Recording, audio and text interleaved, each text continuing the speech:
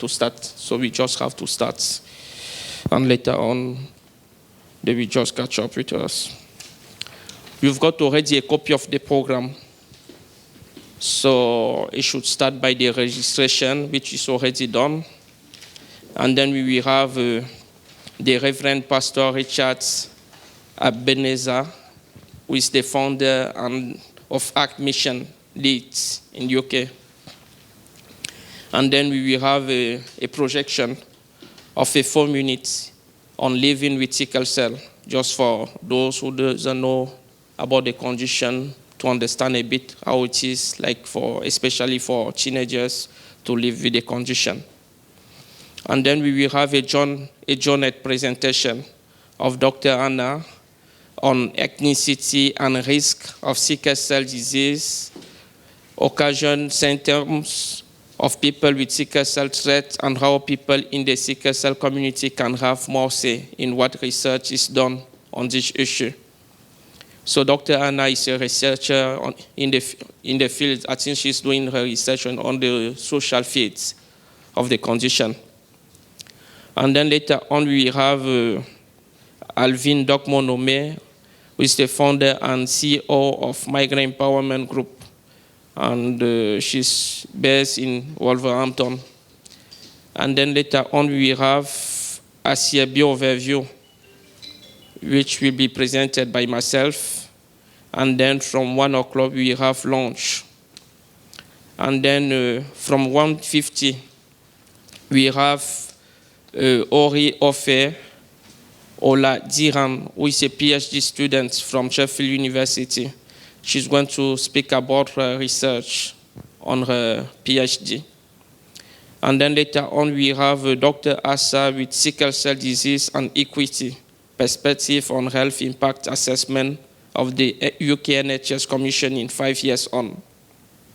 And later on, we have open question and answers to all speakers. And then we will close by the resolution.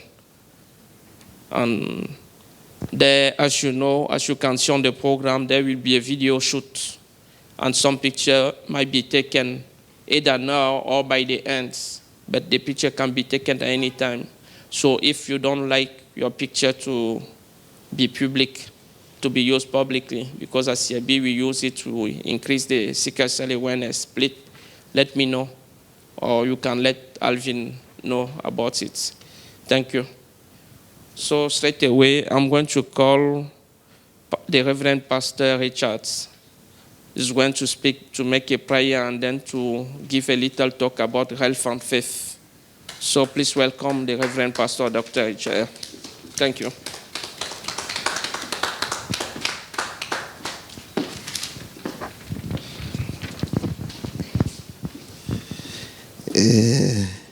Before we say anything, if we can all rise up and say a short word of prayer, we'll be very grateful. If you can, please. And we'll all say our Lord's Prayer together. If you know it, you can just support me in saying that. That's a general prayer for the Christian faith. It doesn't matter if you're not a Christian, you believe in God or you don't believe in God. You can all join us in just saying a prayer for the occasion. Praise the Lord. So let's all say, Our Father, who art in heaven, hallowed be thy name. Thy kingdom come. Thy will be done on earth as it is in heaven. Give us this day our daily bread, and forgive us all our trespasses, as we forgive those who trespass against us. For yours is the kingdom, the power, and the glory, forever and ever. Amen. Thank you very much, and God bless you. We may be seated. Before I start, I've got about 10 to 15 minutes. Praise the Lord. I want to thank Mr. Olivier Mundo for inviting us to represent the faith community. Praise the Lord. We understand that we, the faith community, also we have a contribution to make when it comes to the issues of health. So I've got about 10 minutes. I'll just touch on a few things. The first thing I want to touch on is that there's a strong connection between faith and health. There's a strong connection between faith and health. There are a lot of churches out there, because I want to remove a few myths. Even if I'm able to just remove this particular thing, it's very important. There are a lot of people out there, churches, pastors, etc., who think that once you have faith, then your faith covers your responsibility for health. But the Bible does not teach that. That's number one. Number two, having faith in God does not prevent you from seeking medical health. There are people, or there are some pastors or churches that believe that because you believe in God, or because you're a religious person, or because you have God faith, when you are sick, you don't have to attend the hospital or see the GP. We, those who represent the faith community and read the Bible and understand it, we know that this is not true. God, who gives us the faith, also gives us certain responsibility. Simply having faith does not prevent you, and I want to repeat this. If you are here, maybe you go to a church and you are sick, or you have got sickle cell, so the pastors say, come for prayer and don't seek medical attention, or come for prayer and don't take your medication. That is not right. So you have to take your medication. You have to seek prayer. And also, you have to seek medical help. That is the first thing I want to state. The second thing also I want to state here is this: that having faith in God puts a responsibility on you to ensure that you have good health. The Bible teaches a lot of things about health. The Bible teaches how you can have good mental health, how you can have good physical health, and also, to go a bit deeper, how you can have good spiritual health. Why? Because you cannot, unless you have good health, you cannot function spiritually. Unless you have good health, you cannot even attend a service. Unless you have got good health, you cannot do anything or function as a Christian. Praise the Lord. So we have a responsibility. The first responsibility is this: is to ensure that you do the right things. I will mention a few things. The Bible, because there's not much time, I will not go deeper. The Bible mentions certain foods that we Christians we're not supposed to eat. And it's not a religious issue. God is not saying you should not eat this food because it has spiritual repercussions. No, He is saying you must not eat it because it's going to affect your health. So there is no good Christian who reads their Bible who don't understand that God wants them to have good health. So read your Bible, check all the key verses, especially in Leviticus. Many of the foods that God says we should not eat, many of them that is labeled unclean, many of them are fatty foods. Many of them. That's number one. Number two, the Bible also recommends certain foods that we must eat. And I'll be honest with you, if you look at the Genesis, the Bible recommends that we eat plant-based foods. Check Genesis. Plant-based food is the same thing that the health experts are saying today. Eat vegetables, eat fruit, cut down on meat. Yes, many of the unclean foods that the Bible mentions, most of them are animal-based foods, which are the cause of most of the sicknesses. So when it comes to physical health, the Bible teaches that. And so there's a strong connection between our faith and then our health. Also, when it comes to the physical health, the Bible also teaches about personal hygiene. You will be surprised. God laid down rules about even how to dispose waste. Because godliness is next to cleanliness. Every environment where people serve God rightly, you will find that the people are clean.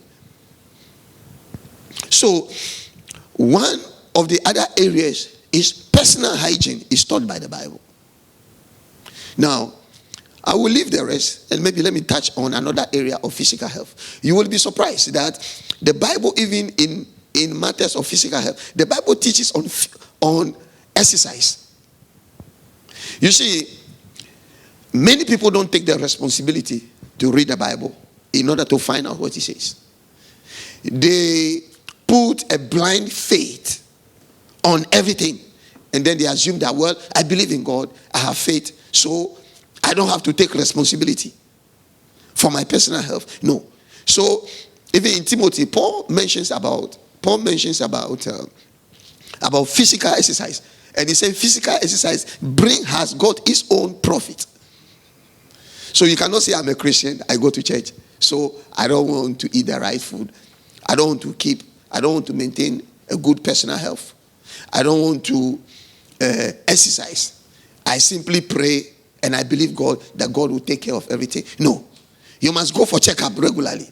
It's very important. That is part of your responsibility. Now, to come in the area of mental health also, the Bible teaches on mental health. One of the key issues about mental health, and I'll mention a few of them, is worry and anxiety. People worry about their day-to-day life. Worry is one of the key things that slowly develops into other deeper issues that affect our mental health. Worry about your bills, worry about this, worry about your finance, worry about this, worry about that. No. So the Bible teaches that in order to have a sound mind, you must not worry. That does not mean that you must not have a concern if you have a problem. But your problems must not take over your life. To the point where that becomes, instead of finding solution, all you do is worry. Eventually, it's going to give you a mental problem.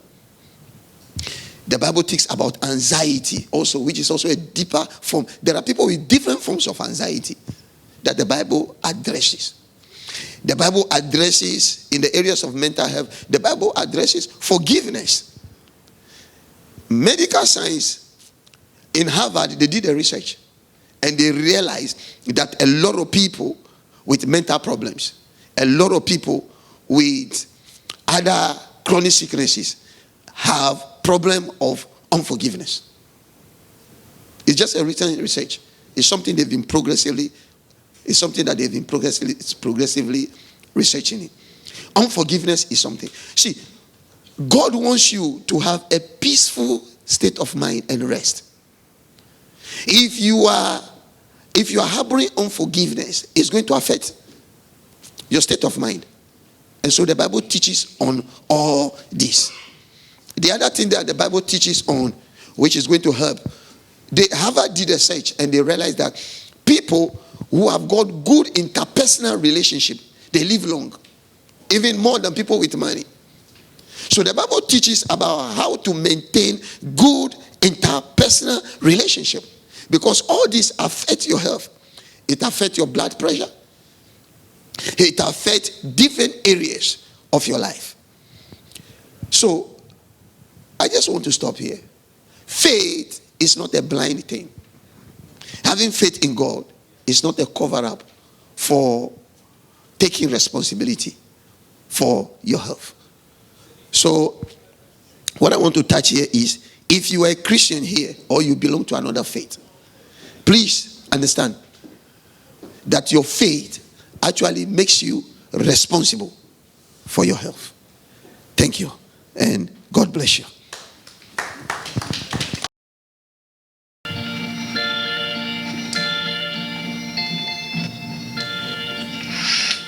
Time to wake up, Pamela. I have sickle cell anemia, which is one of the sickle cell disorders. Okay. The difficult thing to understand about my condition is the fact that there are no visible signs. So if I say I'm in pain, it's like, where? It's. I think sometimes when you don't see something, it's very difficult to believe it. And having a blood disorder, like my condition is, it's so you can't see anything because it's in the blood. And even when you are in a lot of pain, because there's nothing really visible, it's very hard for people to grasp.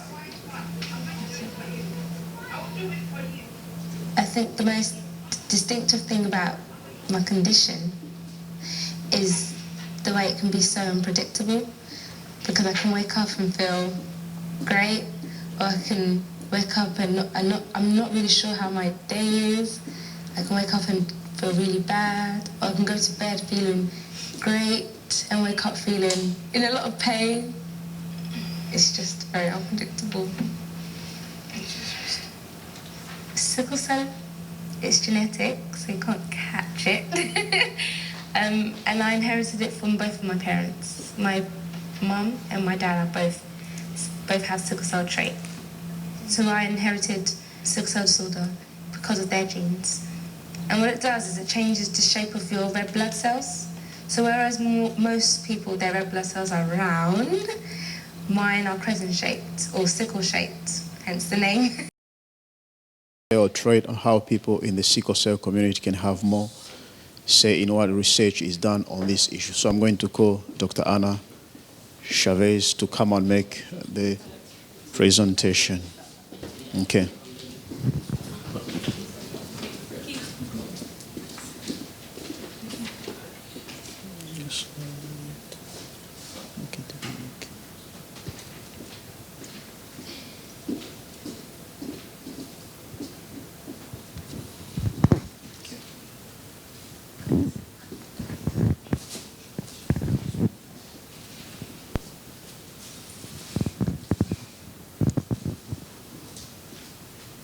Slideshow.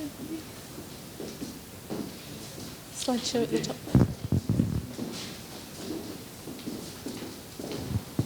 How do you expand it? You can expand it. Yes. Yeah. Okay.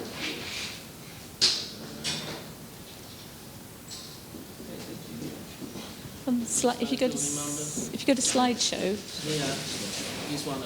Yeah, that's it. Okay. Yeah, it's better. Work. Yeah. I had prepared all in my head what I was going to say, and now when I watched that film, it's all gone out of my head. Can't think. I'm only thinking about what Pamela was saying. But anyway, I just want to tell you a little bit about a little bit of research I did about how you identify people who've got sickle cell disease, and what I'm interested in is how do people identify it in different countries.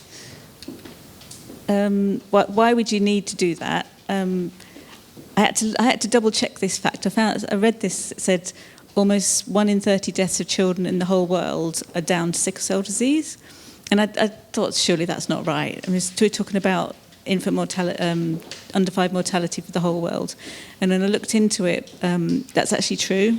It's a disease that. It's not just about the people who are experiencing it, but everybody should know about the disease if it's having that much impact on our world's children. And most of that's due to the lack of health services in Africa and the combination of general child health in Africa. But that's what that's coming from. But I think everybody should know about the disease, and everybody should know if they've got a risk of having it. Obviously, I'm not telling you anything new. You know the complications of it, quite serious complications. And the UN General Assembly has declared sickle cell disease to be a major public health concern. So it really should be something that anybody should know about, and everybody should know what it is, how to find out who's got it, how to identify people. I'm also not telling you anything new, I think, here. So it's an inherited disease, and they think that it came about for potentially positive reasons as an adaptation to malaria about 7,500 years ago. So the positive thing is people with a sickle cell trait don't get a severe form of malaria, although they can still get malaria. But the problem is with people with sickle cell disease, they're not protected from malaria. And it can be found anywhere. 4.4 million people in the world have sickle cell disease, 300 million people have sickle cell trait. So that's a lot of people it's relevant to. And at the moment, newborn screening programs are quite rare in most of the world. So the problem is, how do we, if you haven't got the newborn screening, how do we work out who's got a trait, who might have a baby with the disease, who's got the disease themselves? And because the first symptoms that present in children particularly can be quite serious, you don't want to wait, because some people might say, oh, well, if you've got sickle cell disease, you'll know it. Is that the right time to find out you've got sickle cell disease? Or can you prevent some of the complications and the problems that the children go through? It would be better to know that the child's got it from birth and give them the right treatment and stop all the complications and the pain and everything. So we really need to know, we need to identify people. And in most of the world, there isn't a newborn screening process to identify that. So if you go to a doctor and you say, I think I might, can you screen me for this? A lot of the time, the doctors will say, well, you don't look like you could have sickle cell trait in your family, so I'm not going to pay for your test to have you tested. And so what they'll do is they'll have a criteria of who gets tested and who doesn't get tested.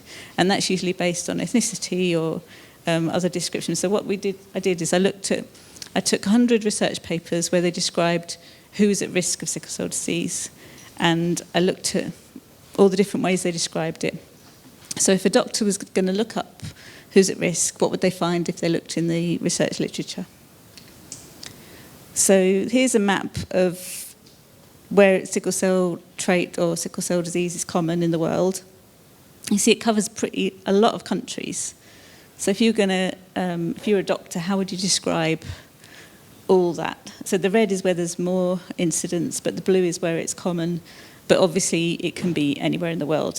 If a gene started 7,500 years ago, I think even the best family history experts can't look into your history. Up to maybe 100 years, you might get the best experts telling you who's in your family, but 7,000 years, the gene can be anywhere. There's no restrictions on it. So we're looking at how we describe a population who lives in this area. So it took so looked at the free text. So there's a lot of research literature, unfortunately, you can't get access to because you have to pay for the journal. But if you go on Google Scholar, there's and you put in search terms, whatever, it comes up with the free text versions. So I thought, well, doctors are a bit more likely to be looking at the free text ones than the ones you have to pay for. So I just excluded the ones that weren't free, and I looked at the free ones, and that came up with 100, over the past 10 years, that came up with 1,193 articles. So I took a random selection by taking the first 1 out of 10 of each article. And I had help from a colleague, so we talked about it between us, how we were going to do, what strategy we'd have, what words we would look for. So the results were that people had a whole different ways of describing what the risk was. So that was by ethnic group, by region, sub-region, continent, country, race, skin colour, or where the gene came from. And origin was another thing they couldn't decide on. That could be recent biological parents, or it could be ancient hereditary factors. So in policy, like sickle cell screening policy, quite often they'll give you a list of things. So if you don't get in that list, there's a bit of a problem. This is why the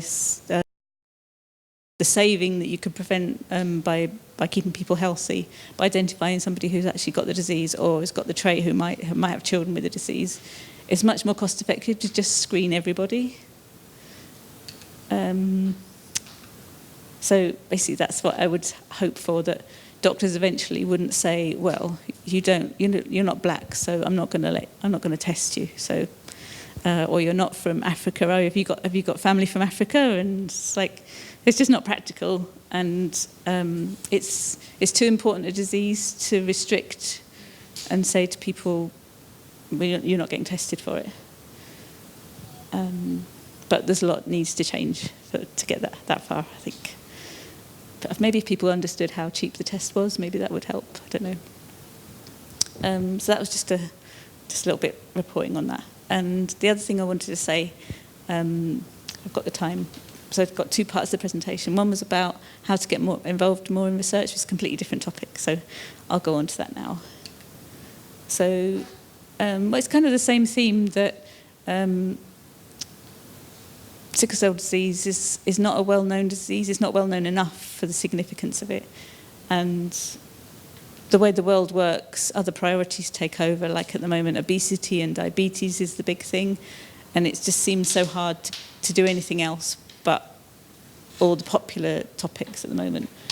But it's important. It's important to get the less well-known but still important diseases researched and more information about that out about there. But also about getting your voice. Research is a way of getting your voice into policy, into the public domain, for people to understand experiences and issues and what you want to change. So why would you, I've given you 10 reasons why you might want to be involved in planning research. So that's not just being researched yourself, somebody coming along and interviewing you, but actually you saying what should be the research, what should people research, what's the most important thing, what do we need to know, what do we need to change, what do we need to do better. So lots of reasons why people with sickle cell disease should be involved in the research themselves. One, they'll know the condition more than anyone else. They know all the ins and outs of it, the whole experience. I'm reading it as you, but I'll read it as it is. You know what the gaps are, what the problems are, what needs to be changed. You're actually experiencing it. You might be the recipient of the research yourself. You know what the priorities are. You've got your own priorities. You know what the big issues are, what needs to change. You can have a say in how. So you might not be the person involved in the research, but you can be designing it so other people. It's done in a sensitive way, in a fair way, and you might be affected by the changes it brings, so that's a good reason to be involved in it. Also, apart from the pharmaceutical companies, medical research, I'm talking more about public research, like from universities and places. It's public money, so it shouldn't be somebody sitting in a university saying, oh, there's some money for that, I think I'll have that. That's going to keep my salary going for the next 2 years, so I'll apply for that grant, and it all looks nice, and I'll write it up, and I'll get a promotion maybe. It's public money, so the money should be spent on what the public needs. So you need to have a say in that. But also, from the side of the actual research, nowadays things are changing, so most funders will say you have to have patients involved in the research. You can't just come up with things off the top of your head. They have to have a say, they have to have an involvement in it. And the last thing is everyone has the right to participate, and that's including children. So if you're still listening, or I might have sent you to sleep by now, I don't know. So inclusion, so it shouldn't be sitting around a table, being invited to a fancy office somewhere, sitting around a table at between 9 and 10 p.m, and if you can't make it, well, that's your fault, and people wonder, why isn't people come to it? We invited them, but we don't know why they didn't come. Well, did you offer them childcare? Did you offer them transport? Did you do it at a time that was suitable to them? Did you have the right language? So there's lots of, at the moment, people aren't involving people that well. They haven't got the right methods to involve people.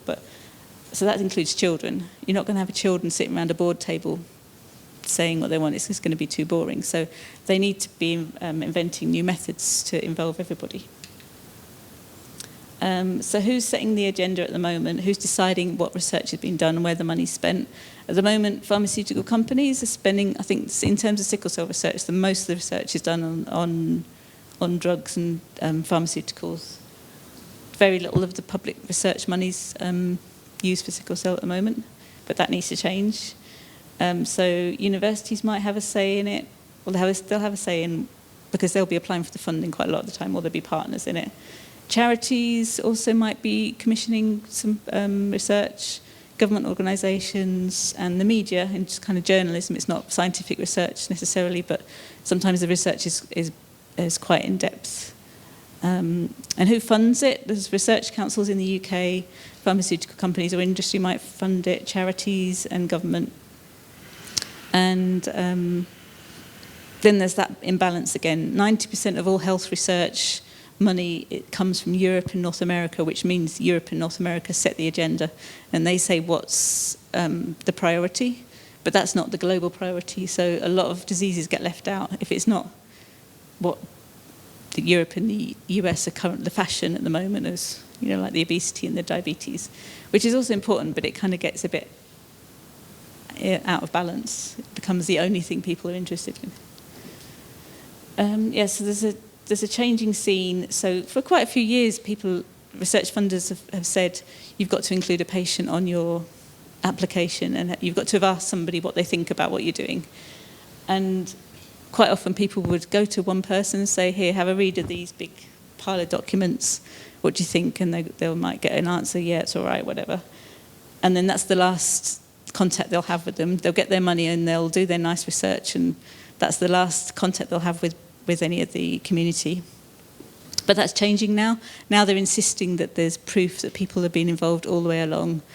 And for example, say the British Medical Journal, which is the top medical journal in the country, now asks for a statement from patients to be involved in the writing of the results and the analysis of the results. And they're also asking, where possible, to include them as authors. So things are changing, and they're checking up on people. They're trying to make it a real thing, not a nominal thing, but not quite there yet. So in terms of, ideally, you would have the community setting the research agenda and saying what needs to be done. So it potentially should be community-led. But at the moment, you would say it's not. So this is kind of like levels of participation. So ideally, you would have patients as leaders, patients involved in the co-design. Less involved in that, you would have people a little bit participating, maybe as partners in research. And less than that would just be consultation. So you just go and ask a few people, what do you think? And then quite often, which is probably the level research is at the moment, is between knowing community involvement and consultation. So it needs to move up a level. Why might you not want to get involved in planning research? One is because that balance isn't quite there yet, and that the relationships. But you might find some people that manage that quite well, and they've got good skills in involving people, or opportunities for the community to actually set the research up. The research world isn't a very friendly world. It's very competitive. It's very full of red tape, and it's not always an easy environment to be in. Also, being involved in research requires time and energy. At the moment, there seems to be also an economic imbalance where they often expect the community to be involved for free, to volunteer their time, whereas the academics are getting their salaries paid. So if they want people to be involved in research, they should pay for their time as well, and the time is valuable. And the community is the most essential part of the research anyway. And another thing is, you get involved in research, it can be quite frustrating because even the best applications, only 10 to 20% of them get through, and they can take a year or so to prepare, so it can be a little bit frustrating.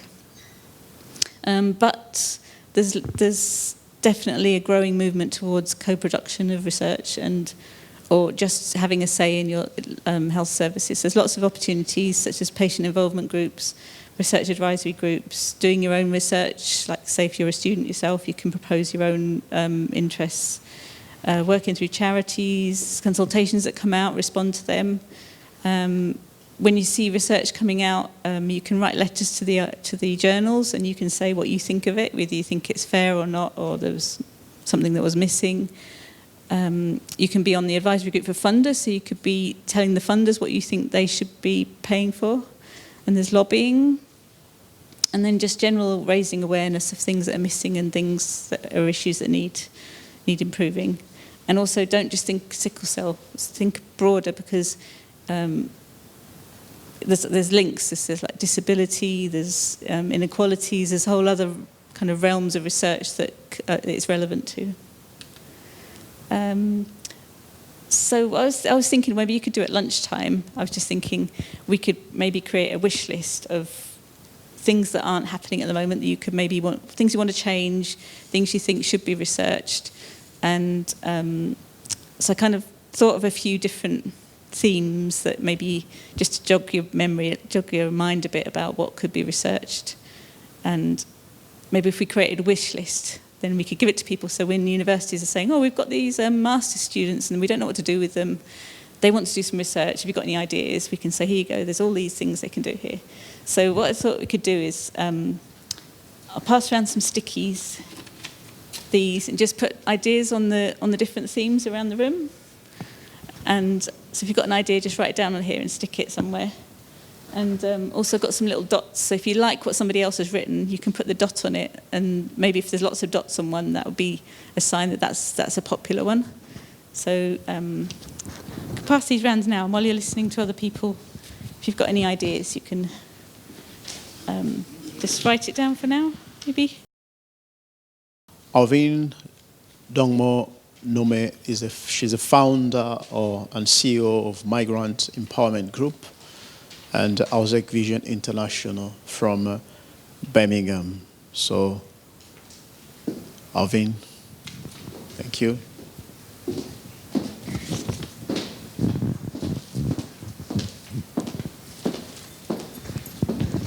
Thank you. Good morning, everybody.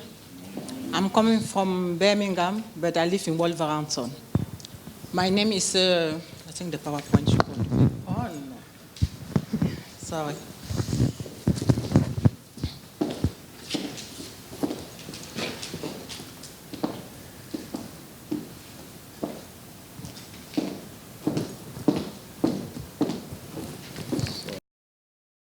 I'm a founder of Migrant Empowerment Group. And Migrant Empowerment Group I set up in 2013. The main vision was to bring asylum seeker, refugee, and migrant in the UK together because I came in this country in 2007. It was not easy for my integration. It was completely different from where I'm coming from because I'm from Cameroon. It was not easy to speak English. I was always speak French.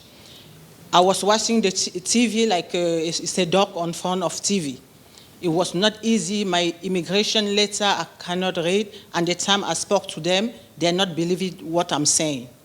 I decided to set up the group in 2013, and I tried to bring community together to just share problem and get out from the stress. Because what I noticed in the UK, they told me you go to the hospital and say you are stressful, they give you tablet to go and sleep, they put you in medication.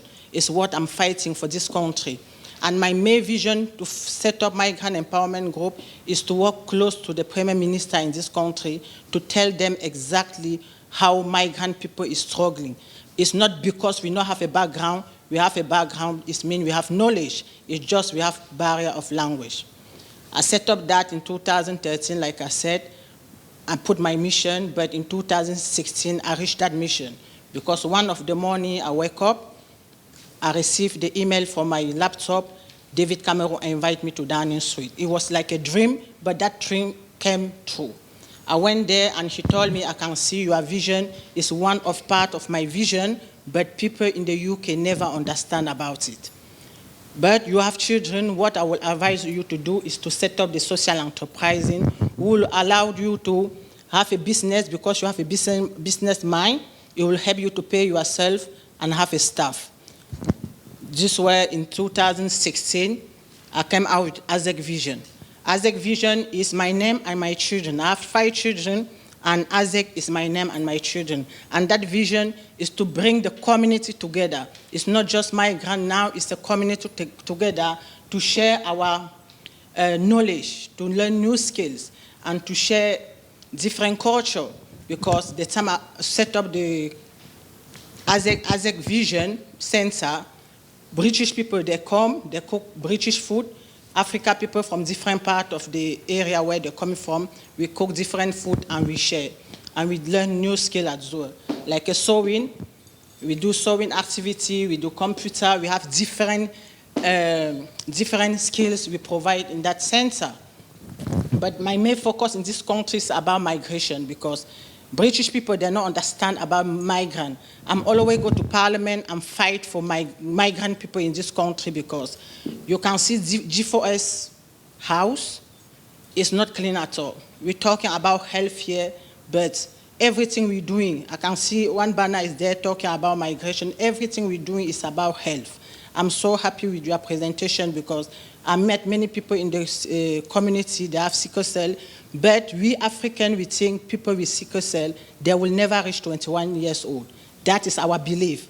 And at the time I arrived in this country, it's completely different. And it's something I'm here today because I want to know more and go back to the community and pass that information out. I just do this PowerPoint. This is just for the project I have at the moment. Connecting generation, bringing the family together. That will reduce broken family. Because I see in this country, even British government allowed people to be divorced. Because they don't respect parents, they don't respect children, and many children do a crime because the government left them to do that. I'm fighting for that law to change. That is the mission. And that picture in the museum is David Cameron. That was the best year of my life in 2016. And the picture on the right is a commissioner in the UK. I was the best charity helping the community. And another one is the MP from Wolverhampton and the chair of the council, Wolverhampton, in the parliament. They invite me in the parliament to come and talk about migration. That is the mission of ASYABI Vision. I think I already said that here. What is a migrant empowerment group? Migrant empowerment group is to bring people together, advocate them, encourage them, motivate them, and help them to transform their life. We need to give them people the second chance to shape their life. And this is the overview for the project, why I decided to bring generation together. You can see the picture here. We cook food, we put in the community, bring the community together to share, because we need to know our neighbor. A lot of discrimination, racism in this country, because people don't know how to say hello to their neighbor. People don't know to love their brother and sister. And it's what I'm fighting in this UK. Because if you know your neighbor, the council will never talk about antisocial behavior. That is the objective. The objective I put in this project is to bring the sewing back to the primary school. Because I came in this country, I see the children have a power talking to the parent like they want, but this project tried to bring children, parents, and grandparents together, and the children pass the information. You can see this plate, the design who is there, one children design, and they tell you about the story. And the parent is the dad and the mom is there, they are split up. Sometimes you live with your children, the dad is not with you, you think, you take the responsibility to that child. That is completely wrong the time I do this kind of project. The child lives with the mom or with the dad, but they don't like them. He wants to be with the dad. If you ask the information and they tell you why. But this kind of project, bring the community together, the dad and the mom will come together, understand what the child think about them too. Because small mistake, both of you will lose that child because they will want to be and live in the social care home.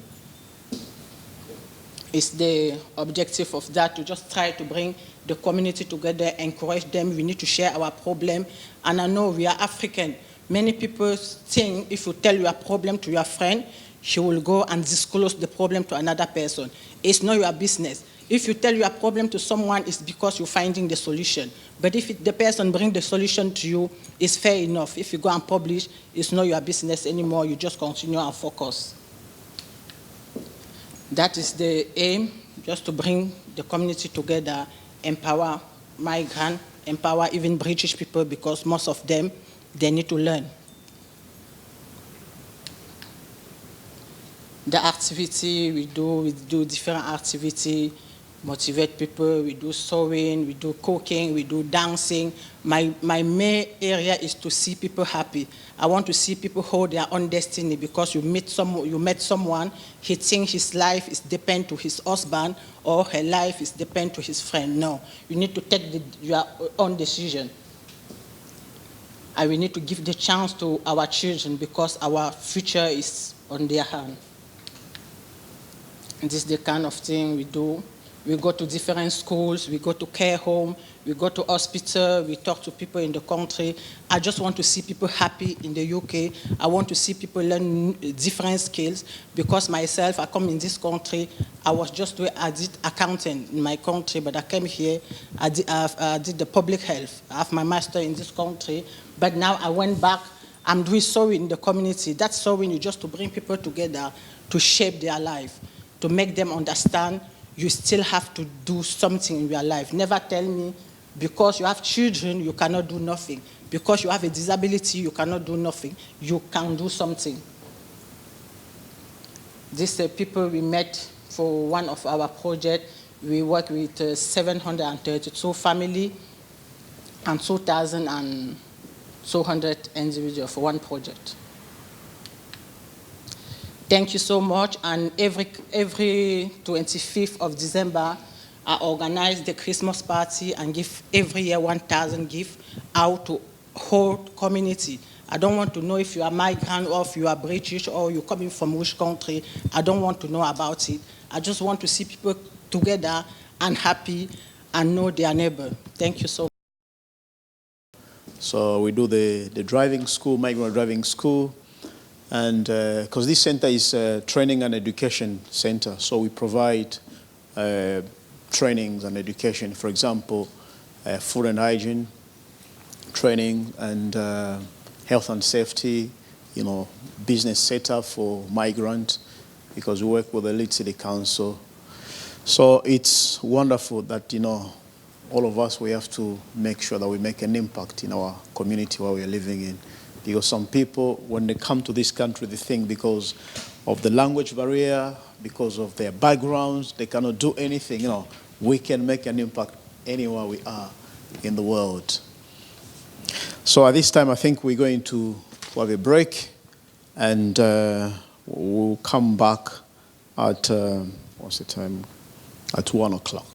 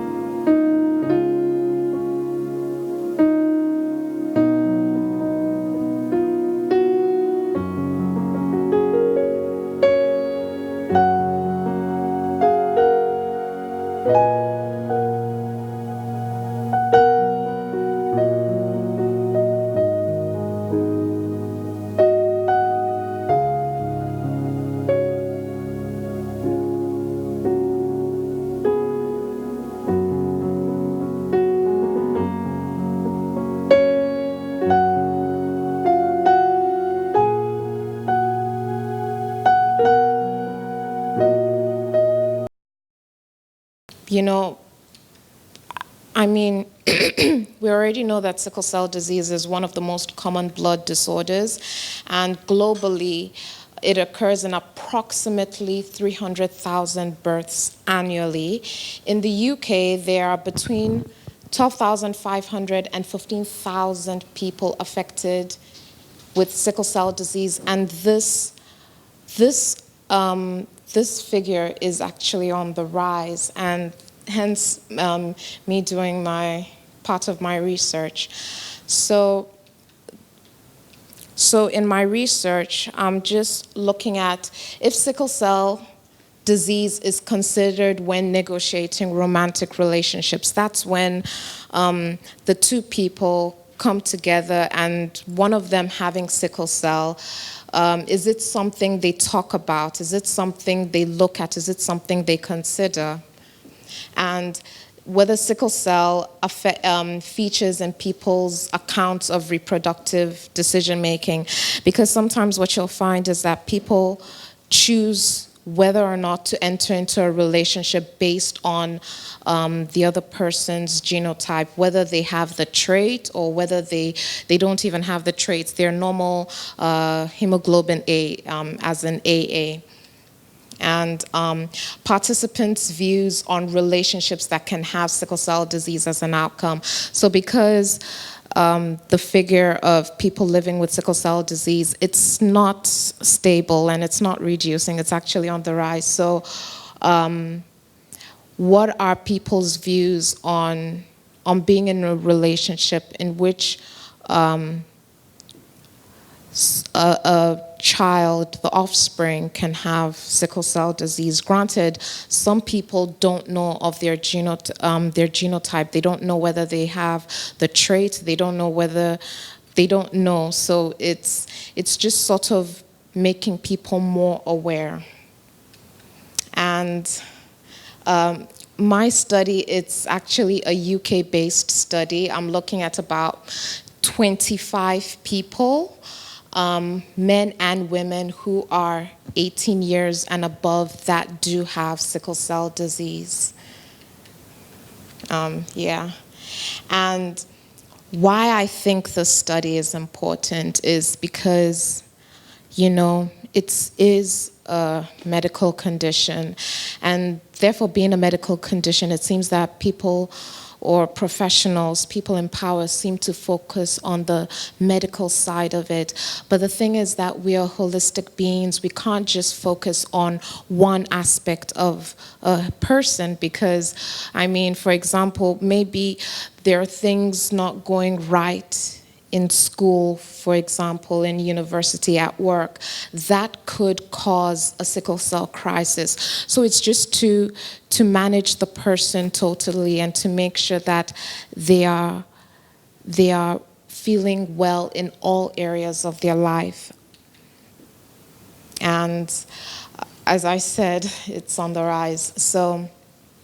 So far in my research, I'm still in the middle of my research. I'm still finding out new things, interesting things. But one thing that has come up is lack of awareness. And this is lack of awareness as in people don't know whether they carry the trait, whether their children have the trait, and it's lack of knowledge as well. Because, okay, let me give this example, and it's actually one of the reasons that made me want to do this research.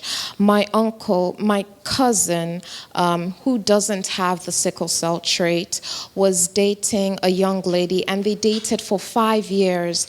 And when the time came and they said, okay, we want to get married, we want to start our lives together. She had sickle cell, by the way. My uncle blatantly refused for them to get married, and he said that, well, you can't get married, and he just gave the reason and said that she's got sickle cell, so you can't marry somebody who's got sickle cell. Medically, this does not make sense, seeing that he does not even have the trait. So that means that the children that'll come from that union will only have the trait. And because of lack of knowledge, lack of awareness of what sickle cell is and how it can be passed from one generation to another, and who to who to form a union with. It was really interesting. And another one, when I say lack of knowledge, there is a procedure in which somebody who has sickle cell can be with somebody who has the trait, and they can have a child who does not have sickle cell. And this is PGD IVF. It's like a normal IVF, but then they what I found out from my research. So just thank you.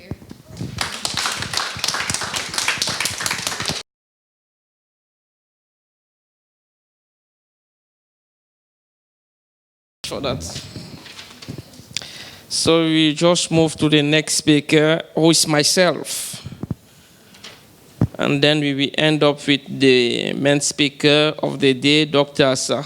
So I'm going to do an overview talk on ASYABI work in Leeds and Yorkshire.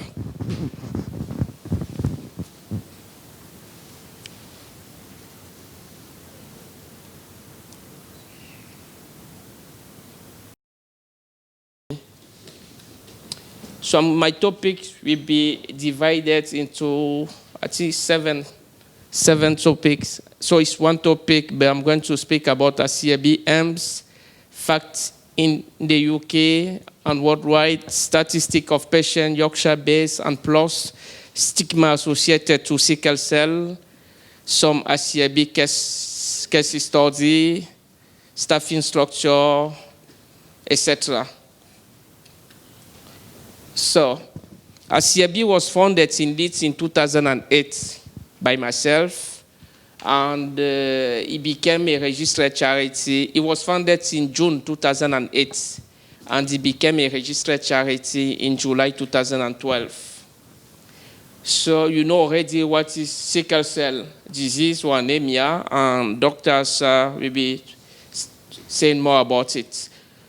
So, ASYABI is aiming to provide self-support and information, advice, and other helps needed to people and their family affected by this condition. Support and advice are provided by telephone, email, and through home visits. Some facts in the UK and worldwide. We know that in the UK there's about 50,000 patients, children and adults with sickle cell, more than 240,000 people who are carriers of the sickle cell gene. 300 babies are born annually with the condition. Each year, 100 of children and adults will be left disabled or chronically sick. 100 will spend months in hospital or isolated at home. Worldwide, we know that we have about 3,000 of newborn annually. According to the World Health Organization, 200,000 infants are born with sickle cell in Africa. 60% of this figure will die in the childhood. Recent research, Dr. William from Oxford University, 80% of sickle cell disease is in Africa. Today, sickle cell anemia has not yet, is not yet in the high priority on Africa health agendas, despite the relative impact it has on childhood mortality, which far exceed estimates for HIV. HIV commands vast attention from the international community, yet sickle cell anemia is virtually invisible in the international agenda. I think Ori speak about it. More needs to be done on the awareness for sickle cell. And I think Dr. Asa will be speaking about it more deeply on his presentation. More patients need to be involved on the campaign, on the awareness. And as I was discussing private with Dr. Anna, the problem is that that's why I cannot give up to organize this kind of events. You cannot give up. Before I put together a proposal on ASYABI, that I'm going to speak about it later on, I took part to so many conferences across the UK for 5 years, and it helped me to put together a proposal on the stigma on sickle cell And that proposal that led ASYABI to become a registered charity after 5 years of my research on the ground. Even in the UK, Dr. Asa is the former chief executive of the Sickle Cell Society. They do have thousands of clients, but for this kind of event, parents, including patients, are not too keen to attend such events. You do have the stigma, which is connected to that as well, as Ori raised earlier. So it's just a continuing work. You have just to move on to push doing this, to push doing that, and slowly, slowly, some of them might understand, but it can take decades, 10, 20, 30, 40, you just have to carry on. And that's why we need more leaders, especially patients, who can inspire other patients so that they can join the fights. And that's why thank you so much, my brother who came over from Manchester, and he's always keen to attend this event, and he's so happy. He told me that he's confident that it's good what we are doing. So that's why even if you were just two, we do what we have to do. The most important is that the message that we pass through, we have to promote it. So that's why we make videos, etc., etc. Stats of patient Yorkshire Bears. A link to the current ongoing statistic provided by the National Hemoglobinopathy Registry. There are more than 200 patients who live with sickle cell in the Yorkshire area.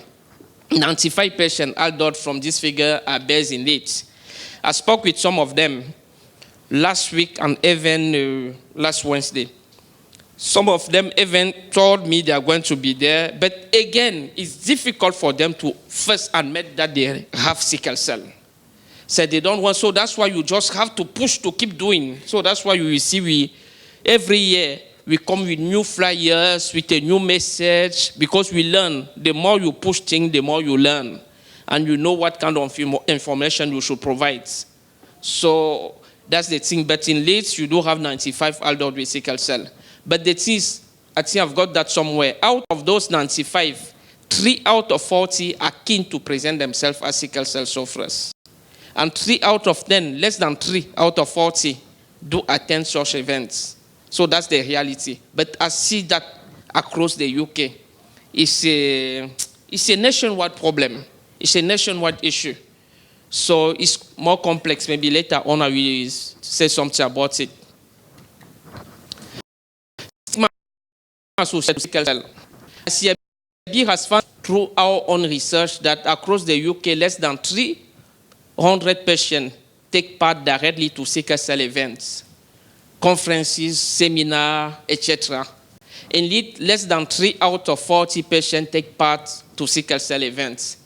Based on our experience, patient perspective, this stigma comes from the difficult childhood that most patients affected by this painful genetic condition go or went through, because they feel different from other healthy children.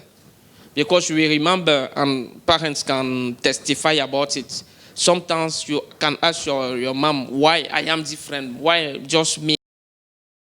Blame yourself for the low turnout. As Olivier has said, this is a long haul, and it is an issue of our culture.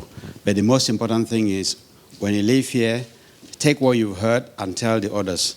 There are all sorts of reasons why people don't turn up. I don't blame anybody, because if you understand the challenge that people who live with sickle cell are going through, families that are affected by sickle cell, what they're going through, if you understand the challenge, that's the beginning, and that's when you realize why sometimes they don't come to this event. But we've had some stimulating speakers today, just like we did last time. I mean, what Dr. Chavez, Anna, said earlier is what she's spoken about this before. It is important that we should we should hear from the experts how we can engage with the development. Young Ore there has actually, I'm not trying to be patronizing, but I'm so impressed when I see the younger generation taking over. As Olivier said, we've been involved in this advocacy for over 20 years in the UK. We've done a lot of pushing right from when they started the NHS plan in 2000. We had to bang the table for sickle cell to get in the NHS plan. What people may not know, the NHS plan in 2000, there was only one line written on it: there shall be a linked antenatal and neonatal plan for sickle cell disease. There shall be a linked natal and neonatal. That's one line in the NHS plan. We converted the NHS plan to what we have today. We have 33 sickle cell centers across the country. We have a number of things that are happening. We have standards. We have standards for treating children, standards for treating adults, standards for treating even parliamentary group to keep an oversight on this. But we're not doing enough. There's still a lot that has to be done compared to other conditions. So we need to learn how to engage. Engage more with research, like what Anna said. Engage even more so with the clinical, with the things that are happening in NHS. We need to know. And I'm so impressed when I see you young people here, because we are doing what we do so that we can pass it over to you to carry on with the fight. When I say the fight, I hate to put it as a fight, but this is a country where when you understand where you're coming from and where you want to go, and you make people to know, then you are giving the support to do it. So we are doing, your dads and moms, we're doing that, and we hope that you too will take it over. Not putting too much pressure on you, but just relax and enjoy it. Anyway, today, I'm going to do my presentation with my colleague, Dr. Anna, another Anna. It seems there's quite a few Annas today. Anna is a physician, works at the Pinderfield Hospital, and we are both members of something called Cameroon Doctors UK committee. We are members of the committee. And it is even interesting for me if I say that if you look at this picture, can anyone recognize me here? This is me. That is not my wife. But you'll know a little bit more if I show you this. Can you see that? Can you, the young one, can you see? The striking thing here, can you see the date here? What does it say there? Saturday the 18th. That's today. My younger sister died a month ago. She's being buried today in Cameroon. But I'm here talking to you. What I want to show you, the reason I'm doing this is to say what I said. This is the seriousness of this. What we call sickle cell. Sickle cell is a little bit more than just that condition that we hear. Sickle cell is an opportunity that God has given us, we, the black minority ethnic community, to prove that we too can raise a particular cause to a more serious level, to a level where everyone takes serious. That's why I am not at the funeral. I'm here. When Olivier told me about this long ago, I had agreed to do it, but we did not know that what would happen, that my sister would die. But I'm just saying to you that how much we all take this seriously. This is the kind of thing that people will need to wake up. We are in a society where other conditions are receiving a lot of attention. Ours is lagging behind. So that's why. But that was just to end. That's why it ends, just to say the seriousness of it. So our presentation, this is like a summary. We're going to talk about essentially what really is sickle cell disease and what it actually means. And then, because the title is saying, well, how can we work together? I see the overall title. How can we work together to influence those who make decisions in this country in the interest of our own interest? Our interest here is sickle cell disease. How can we ensure that sickle cell issues are taken seriously in the NHS? So first, we need to understand what it is, sickle cell is, and what it really means. And then we say, 2 years ago, some of you may have been at the meeting. We had a similar meeting that Olivier, with all the effort that the young man is doing, we had a similar meeting 2 years ago, and we agreed some resolutions that we're taking forward. And because the whole idea here was, the NHS changed in 2013. In 2013, something started in the NHS called commissioning. Those of you who have been using the service will realize since the last 5 years, things changed. How do you access a particular care? It changed because of the way NHS, something called commissioning came into frame. And I gave a talk all over the country. So in 2016, we looked at, say, 2 years on, how was sickle cell disease being taken seriously? How was sickle cell issues being treated in the NHS? So today, 2 years later, I'm quickly going to say, okay, where we are in 2016, where are we today? So that is the importance of this. I can't say it enough. We are in a situation where we need to make the government to know that we know where we want to be. And so we want them to make sure that we get to where we want to be. That's what we're trying to do. It's a small population here, but carry the message. Dr. Anna Chavez has said to us, we need to engage so that research is taken seriously. We have a young lady there who is also taking the message and has come out with a very interesting topic. So we need to see more of those happen. So that is going to be the focus. And then I'm going to pick on where are we since commissioning started in 2013. And then, okay, what is the next step? That will be the finishing point. It seems a lot to discuss, but don't worry. We're not going to put you to sleep. I know you had a very heavy meal. So but if anyone wants to sleep, please don't snore. Just sleep quietly. Anyway, I'm going to call my colleague Anna now to take over the medical side. And this is Dr. Anna Mbene. Hello, good afternoon to everyone. And it's nice meeting you. I didn't know about the existence of this group until I met Dr. Forse. I'm just going to give a brief rundown of the basics of sickle cell anemia. So what is sickle cell disease? In simple words, it's the defective red blood cells. So we normally have our blood cell shape, which is a disc, a biconcave disc, and it's normally very soft, like a bag of jelly, and it easily flows through our small blood vessels. And its lifespan is 120 days. So what happens in a sickle cell? We've got this genetic defect that causes the sickle cell to have this shape, which is a sickle shape. And it makes it very hard, like a piece of wood. So this sickle cell, instead of flowing through blood vessels, easily gets stuck in the small blood vessels. And unfortunately, its lifespan is just 20 days or less. So as you can see the blood cells running through. What happened in a sickle cell patient? It gets stuck there. What's the role of a red blood cell? It's to carry energy to our tissues. So when it gets stuck there, they easily form clots in the blood vessel. And so you see the tissue after that is not going to have any oxygen. This is when we get the crisis. So the packed cell is going to cause a damage to the tissue wall and cause pain. And it will cause pain in many parts of our body. So the fact that we have no oxygen and we've got this clot in the body are responsible for the symptoms we have. So it's particularly an inherited disease of the red blood cells. So it affects a protein inside the red blood cells called hemoglobin, which is responsible for the transportation of oxygen. So it results in red blood cells that are sickle-shaped half moon, and this will block the flow of blood through small blood vessels.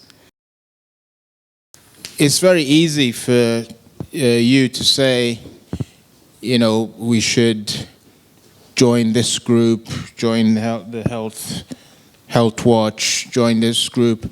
Those of you who work in the NHS, you're aware of all these groups. And all these groups, you know, it's like an... Please, we are going to take a family picture. So we are going to take just a family picture. If you could just come over for a family pictures, just to champion, to promote the cause for ASYABI Facebook. Thank you.